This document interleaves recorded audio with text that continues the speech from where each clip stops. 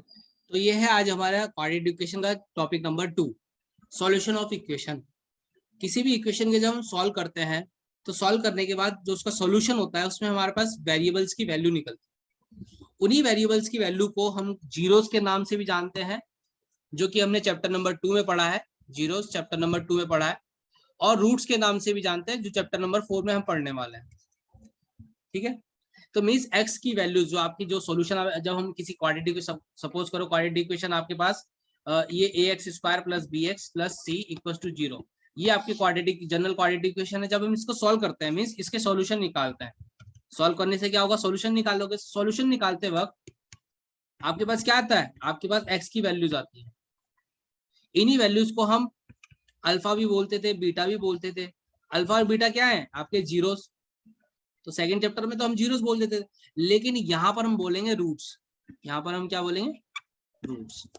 अब ये जो रूट्स हैं वो कितने तरीके से निकलते हैं। तो सबसे पहला फॉर्मूला है स्प्लिटिंग द मिडल टर्म।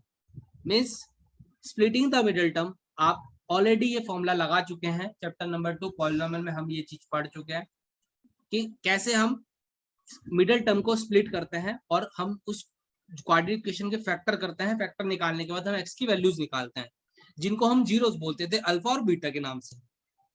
अब इस चैप्टर में हमें क्या पढ़ना है, इस चैप्टर में हमारे पास है quadratic formula and completing the square.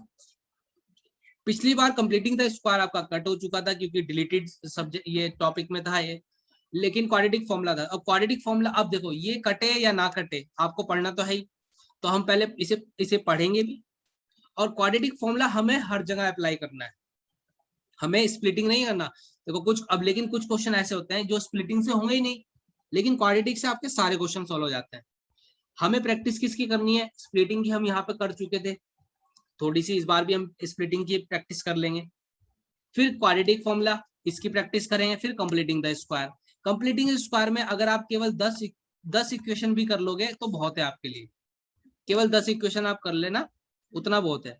इसमें कम से कम आपको जो करना होगा, कम से कम मेरे पास जो क्वेश्चन है वो 36 क्वेश्चन है, 30 to 40 क्वेश्चन, 30 to 40 इक्वेशंस को आप क्वाड्रेटिक फॉर्मूला लगा के सॉल्व करेंगे, ताकि आपकी प्रैक्टिस बन सके, आपकी स्पीड बन सके।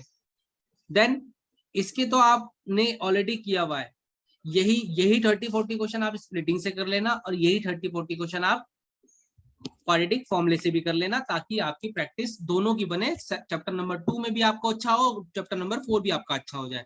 ठीक है,